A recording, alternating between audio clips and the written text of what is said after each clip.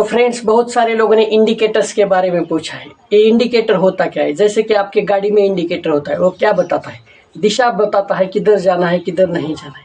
इसी तरीके से ये इंडिकेटर लगा कि हम किसी स्टॉक को चेक करते हैं कि क्या हमें ये स्टॉक लेना चाहिए या नहीं लेना चाहिए। इस तरीके से हम इंडिकेटर का यूज करते हैं। तो आज से एक एक इंडिकेटर हम चेक करेंगे। पहला इंडिकेटर देखिए फ्रेंड्स, ट्रेंड लाइन। अब ये ट्रेंड लाइन क्या होती है फ्रेंड्स? अब यहाँ पे देखेंगे तो यह शेयर का प्राइस इस तरीके से प्राइस मूवमेंट दिखा रहा था। तो यहाँ पे देखेंगे तो यहाँ पे ये क्या कर रहा है? यही आकर बाउंस मार रहा है, ऊपर जा रहा है। और फिर हमने क्या किया, एक सीधी लाइन यहाँ पे ट्रेंड लाइन खींच दी यहाँ पे। तो यहाँ पे देखेंगे तो बराबर इस लाइन पर आते ही वह बाउंस हो रहा है। इसे बोलते हैं ट्रेंड लाइन। अब ये देखेंगे तो यहाँ पे हमने लगा दिया तो इसके ऊपर बाउंस मार रहा है। इसका मतलब फ्रेंड्स, यह लाइन सपोर्ट का काम कर रही है। इसको, इस प्राइस को यह लाइन नीचे आने को नहीं दे रही। दूसरा, यहाँ पे देखेंगे तो फ्रेंड्स, यहाँ पे प्राइस का मूवमेंट इस तरीके से बिहेवियर कर रहा था। तो फ्रेंड्स, हमने यहाँ पे देखेंगे, यहाँ पे एक लाइन खींच दी है। अब ये लाइन, ये प्राइस यहाँ पे लाइन पर आते ही फिर से पुल बैक मार रहा है, फिर ऊपर जा रहा है और फिर नीचे आ रहा है। इस तरीके से ये लाइन इसको ऊपर जाने, ये प्राइस को ऊपर जाने के लिए परमिशन नहीं दे रही, इसको रेजिस्ट कर रही, उसको रोक के रख रही। अब इसका यूज कैसे करते हैं फ्रेंड्स? अब देखो यहाँ पे अगर यह इस पर जाके फिर से बाउंस मार रहा है तो इसका मतलब यह प्राइस ऊपर जा रहा है, इसको हम बाय करेंगे, खरीद लेंगे। अगर इसको तोड़ के नीचे आएगा तो हम इसको बेच देंगे। ऐसे ही यहाँ पे देखेंगे तो फ्रेंड्स, इसके हाई पर जाते ही, इस प्राइस के हाई पर जाते ही ये फिर से पुल बैक अब मार रहा है, नीचे आ रहा है, फिर से ऊपर जा रहा है और फिर से नीचे आ रहा है। इसका मतलब यह इसको रेजिस्ट कर रहा है। तो हम क्या करेंगे, यहाँ पे खरीदारी नहीं करेंगे या फिर हम शॉर्ट करेंगे, इसको बेच देंगे। अगर इसको यह तोड़कर ऊपर जाता है, इसका मतलब यह बाइंग सिग्नल होता है। इसको तोड़कर ऊपर जाना मतलब हम इसको खरीद सकते हैं। अब देखिए फ्रेंड्स, अगला देखेंगे मूविंग एवरेज क्या होता है। मूविंग एवरेज क्या होता है फ्रेंड्स? जो भी पर्टिकुलर स्टॉक है वह अपने अलग अलग टाइम फ्रेम पर जो कैंडल्स बनाता है, जो अपने अलग अलग टाइम फ्रेम पर जो कैंडल बनाता है, उन सभी कैंडल्स के क्लोज को एक ज्वाइन करने वाली एक लाइन बनती है, उसको हम बोलते हैं मूविंग एवरेज। अब ये मूविंग एवरेज का यूज़ हम कैसे करते हैं देखिए। तो यहाँ पे देखेंगे तो ये प्राइस मूवमेंट इस तरीके से प्राइस को शो कर रहा था, इस तरीके से चार्ट बना रहा था। अब हमने यहाँ पे मूविंग एवरेज लगा दिया तो यहाँ पे देखेंगे तो इस मूविंग एवरेज पर आते ही ये फिर से बाउंस मार रहा है। एक बार यहाँ पे ब्रेक कर दिया था, फिर ऊपर गया, यहाँ पे आते ही फिर बाउंस मार रहा है।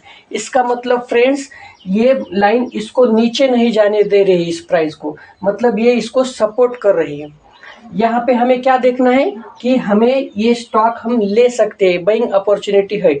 अगर इसको ब्रेक कर दिया, अभी यहाँ पे ब्रेक किया था, तो यहाँ पे हम ब्रेक करने पर क्या करेंगे, इसको सेल करेंगे। और फिर से अगर ये सपोर्ट ले रही है, फिर से हम इसको बाय करेंगे। अगर यहाँ पे देखेंगे तो ये देखिए इस तरीके से स्टॉक प्राइस मूवमेंट कर रहा था।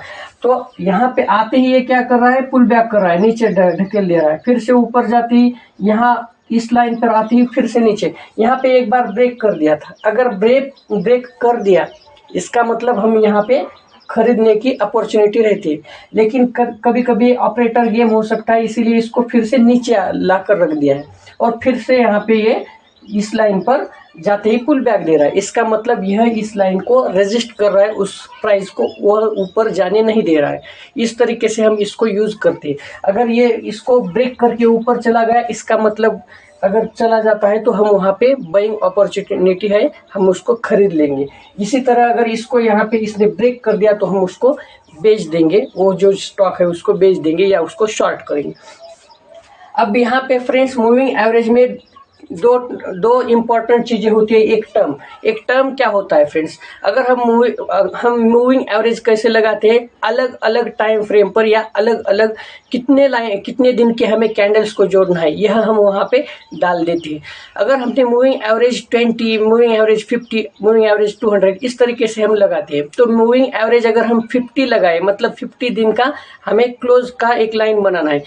तो इस तरीके से हम अगर मूविंग एवरेज 50 लगाए तो हम इसको बोलते हैं मीडियम टर्म या फिर medium short term moving average क्या बोलते हैं, मूविंग टर्म बोलते हैं। मतलब क्या होता है कि ये मीडियम टर्म का यहाँ पे स्ट्रेंथ दिखाता है, मजबूती दिखाता है। अगर हम मूविंग एवरेज 200 लगाएंगे तो यहाँ पे क्या होता है कि 200 डेज का यहाँ पे क्लोज का एक लाइन बना देता है। यह होता है लॉन्ग टर्म, ये तकरीबन 4 साल से जो ट्रेंड आ रहा है उसका, उस स्टॉक का यह दिखाता है।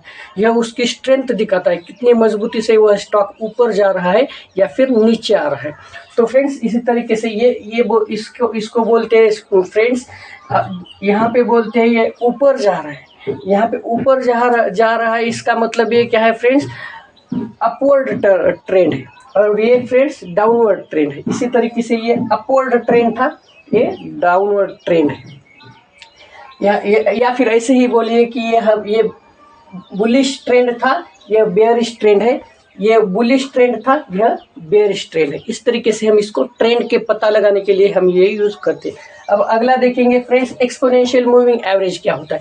Exponential moving average same moving average की तरह ही होता है, लेकिन इसमें और मूविंग एवरेज में फ़र्क इतना होता है कि एक्सपोनेंशियल मूविंग एवरेज जो है अभी के ज़्यादा से मतलब नज़दीक वाले, जो भी अभी रिसेंट वाले जो कैंडल्स बन रहे हैं उसको ये इम्पोर्टेंट देता है। मूविंग एवरेज सभी को इक्वल इम्पोर्टेंट देता है, लेकिन एक्सपोनेंशियल मूविंग एवरेज में क्या होता है, अभी जो कैंडल्स बन रहे हैं उसको यह इम्पोर्टेंट देता है, क्योंकि यह फास्ट होता है। एक्सपोनेंशियल मूविंग एवरेज थोड़ा सा फास्ट होता है, मूविंग एवरेज थोड़ा सा स्लो होता है। अब यहाँ पे एक रह गया फ्रेंड्स, मूविंग एवरेज में क्रॉसेस क्या होते हैं। तो देखिए फ्रेंड्स, मूविंग एवरेज में क्रॉसेस कैसे रहता है।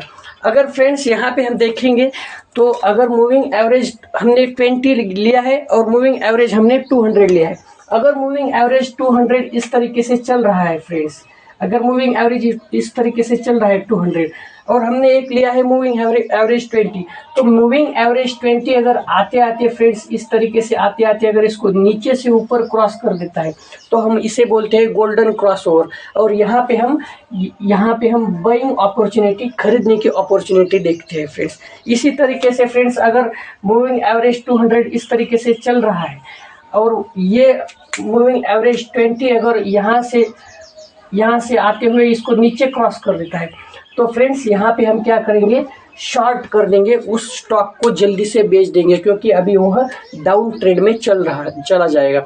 तो फ्रेंड्स इसको बोलते हैं गोल्डन क्रॉसओवर और इसको बोलते हैं friend death crossover. Death crossover मतलब आपका स्टॉक अब बुरी तरह से नीचे जाने वाला है। फ्रेंड्स अगर हमारी इसी तरीके से इन्फॉर्मेशन आपको अच्छी लग रही है तो फ्रेंड्स हमारे प्रोदोस्त 1997 इस यूट्यूब चैनल को सब्सक्राइब कीजिएगा, हमारे वीडियो को लाइक कीजिएगा, शेयर कीजिएगा। कमेंट बॉक्स आपके लिए खुला है, क्वेश्चंस आप उसमें डाल सकते हो, अपनी कमेंट्स आप उसमें डाल सकते हो। Thank you friends.